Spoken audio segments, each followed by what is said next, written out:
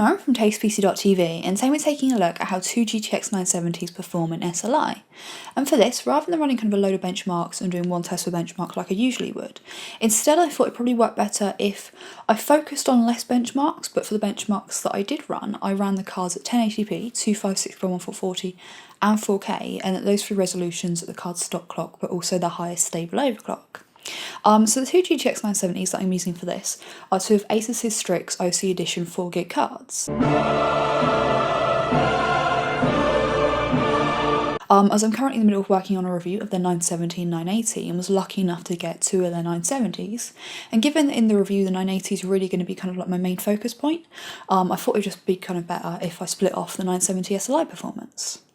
So I don't really want to talk too much about the Strix cards or kind of the Strix aspects of the cards in this video because I want to save all of my thoughts on them for the review. But what I will say is that they only use one 8-pin power connector rather than two 6-pin power connectors like with the reference 970s, which I think is just kind of tribute to how low power the Maxwell architecture is. And I have actually done power readout results and I've got them in a graph and there after all of the performance graphs in this video. But yeah, so one 8-pin power connector does mean that it's going to be easier to cable management, and also Asus wouldn't have opted to only use a single 8-pin power connector if, it didn't provide enough power for extreme overclocking. Which is a point that these cards are clocked obviously higher than the standard or reference Nvidia GeForce 970s, but as per kind of all of the Asus cards that I've looked at so far, it's just a very conservative overclock. So they also have two 92mm fans, three 10mm thick copper heat pipes, a really sexy metal backplate, and also 0 decibel technology, which just kind of basically means the same passive, and if the temps are low enough the fans won't spin, which is pretty cool. So yeah, before we get started, I'm just going to quickly cover the test bench specs for you, and I'll also stick them in the description below. But I ran all the tests on my i7 4770K overclocked 4.5 GHz. I'm using 16GB of 2400 MHz Corsair Dominator Platinum memory on my 6 Formula motherboard with a H100i, an AX1200 power supply, and 120GB Force GT SSD drive. And I should probably mention that I kept the room temp kind of controlled at 20 degrees Celsius. So the first test that I ran was Metro last night, and here you can see the 1080p results, 2560x1440, the 4K results, and then also the overclocking results. And I'd really love to know what you think of my graphs because I did spend a lot longer on them than I probably should have, but I just really wanted them to look pretty. So starting from the 1080p results, you can see that the 970 does perform better than 780, both in single and SLI configurations. And you can also see there's a 70% performance increase with both the 780 and the 970 when you add the second card, so there's kind of no difference there in scaling between the architectures.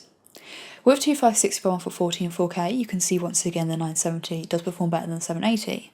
Although I have to say, with the 4K results, I was expecting there to be like a bigger performance increase between the 780 and the 970, given that I'm looking at 3GB Poseidon 780s but 4GB Strix 970s, and the Maxwell architecture offers better memory compression, which is why I've added the 6GB Strix 780 to the bottom of the list, just so you can see what difference the VRAM makes, if it does at all, but obviously remember that it's clocked differently to the Poseidon 780. So in 2560x1440 with two 970s and SLI, you can get over that 60 FPS minimum that a lot of PC gamers look for. Although if you are okay with the frames dropping a bit, then with only one 970 you can game at the same FPS as a console gamer, but in 4K rather than 792p or 900p or whatever it is that the peasants are playing at nowadays. PC method race! So with overclocking, the 970 did overclock really well, even in SLI, and I think kind of looking at the clocks some other people got, I do think it's a good representation of the kind of performance increase you expect to get from overclocking. Sadly though with the Poseidons, I just couldn't push them anywhere near as much as I wanted to. I just found one was really limited by the clock and the other one was limited with memory, so that was kind of a shame. I did manage to get a good overclock out of the 6GB Strix 780, so it really was a shame that I didn't have a second one of those that had like equal overclocking abilities, because then the SLI 780s would have performed a lot closer to the SLI 970s. So the next test that I ran was Sleeping Dogs, and here you can see once again the 970 does beat the 780 both in single and SLI configs. Although in 1080p the SLI 970s didn't get as much of a performance boost as you expect, but when it's got over 200 FPS it doesn't really matter all that much. In future, I might kind of split up my results so that I can use a higher anti-aliasing settings for the 1080p test, like, you know, kind of optimise it the same way you actually would for your hardware if you were going to be playing the game. But as I wanted all the results to be comparable across all of the resolutions, I just kind of went for the same anti-aliasing settings across the board. And with anti-aliasing set to high rather than extreme, you can play Sleeping Dogs in SLI at 4K at over 60 frames per second, which does look very nice indeed. With the overclock results, the 780s in SLI did get a much larger performance boost than you'd expect, which is a little odd, and I did run all of the individual tests 3 times just to kind of weed out any inconsistencies, and I did recheck my results, but even testing in a temperature controlled room, GPU boost can be a little bit unpredictable, which is why I'm personally not a massive fan of it. I mean, I like the card to run at the clock speed I tell it to, and a lot of people do BIOS hack their cards to get around some aspects and limitations of the default Nvidia VBIOS, so this is a negative in my opinion to bear in mind when buying Nvidia cards. So the next is Crysis 3, and interestingly the 780 did actually outperform the GTX 970 here, both stock and overclocked. But I think for the most part this is the benchmark that kind of shows the closest results between them, with 2560x1440 and 4K results being pretty much within margin of error of each other. Once again though, SLI 970s did provide a playable 4K experience, as long as you're happy gaming at 30 FPS. But obviously this is just average frame rates, not max, so sometimes it will dip down lower than that. I can say though that for my 4K stock run through with the SLI 970s, I did see an FPS range of about 25 to 40, and overclocked that rose from about 27 to 44, so while that is playable, if you're aiming for 60 FPS or higher, you might want to lower settings further or just get a more powerful setup. It really does look so good at 4K though, and honestly 1080p has just been kind of ruined for me now. But at these settings, 2 GTX 970s are more than enough for 60 FPS gaming at 2560x1440 and 120 FPS gaming at 1080p. Then lastly for the performance test, we've got 3D Mark Firestrike Extreme, and for this I did manage to get a graphics score of over 9000 with 2 overclocked SLI 970s, although that was just the graphics score, not the overall score. I wasn't able to get there with that, but these are just stable overclocks, so I might be able to get there with an unstable one.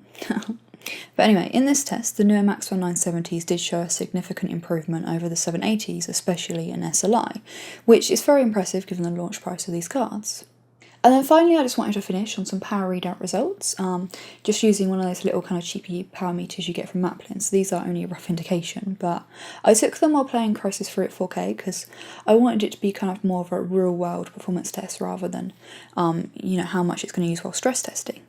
And as you can see, a system of SLI 970s uses less than 500 watts while gaming, which is pretty impressive, and even while overclocking it didn't raise the wattage very much.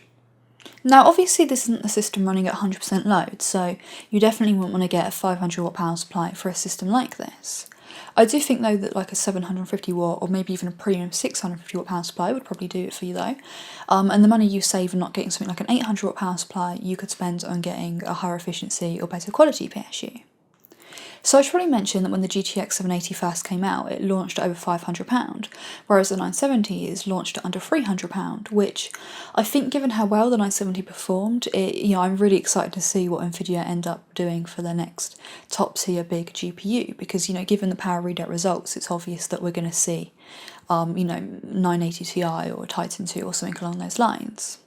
I do think though that shouldn't put you off getting 2 970s and SLI if that's what you had in mind, because I imagine that it would probably be more expensive than 2 970s, and it would probably also have a hard time beating it, given that in the past I found that 2 760s in SLI can beat a 780 Ti in a lot of tests.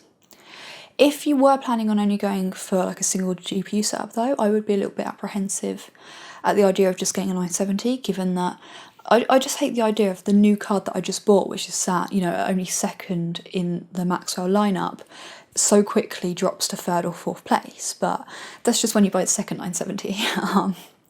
But 2 970s in SLI is pretty beast, and given, a system like that is cheaper than something like a Titan Black. Now, I haven't got around to testing the 980 yet, but kind of looking at everything, like all the cards in the market at the moment, I do think that 2970s and SLI is going to be a very popular choice, as, you know, it is a very compelling option. At the moment the cards sit from around £250 to £300, with Strix being at the higher end of that bracket. And I know I said I wasn't really going to talk about Strix in this video, but I have to say that even in SLI the cards stayed really cool, and then while running 3D Mark Firestar Extreme, the fans just didn't start spinning at all until about halfway through the benchmark, which is pretty epic.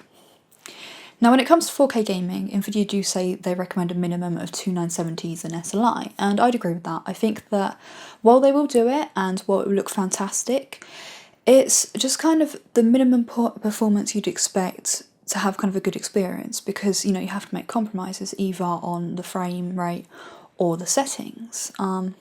But I did recently get to play 4K for the first time, because before then I'd never used 4K monitor before, and it is completely ruined 1080p for me. It's like after you use a mechanical keyboard, going back to membrane is just no. I have to say though, I think 2560x1440 is kind of where it's at the moment. I think it's kind of like the sweet point. I think that, you know, it looks really fantastic, it works great, you know, it works well with Windows 7, it doesn't have any UI scaling issues. I kind of feel like 1080p was last gen, 2560x1440 is, you know, where it's at now, it's like current gen, and then 4K is next gen that we'll eventually get to. Next gen definitely isn't 792p, I don't know what console gamers do think. So it's for another video. But yeah, so to kind of conclude, for 1080p gaming, two 970s and SLI is overkill. For 2560x1440, it's a great experience and I'd really recommend it. For 4K, I think it depends kind of, you know, what frame rate you're happy playing with, what settings you're happy having. I'd probably go for something a bit more powerful. So yeah, if you like the video, hit the like button. Don't forget to subscribe if you haven't already and you want to see more of my videos, like my Strix 980 or 970 review. Let me know in the comments below what you think of two 970s and SLI. Thanks for watching.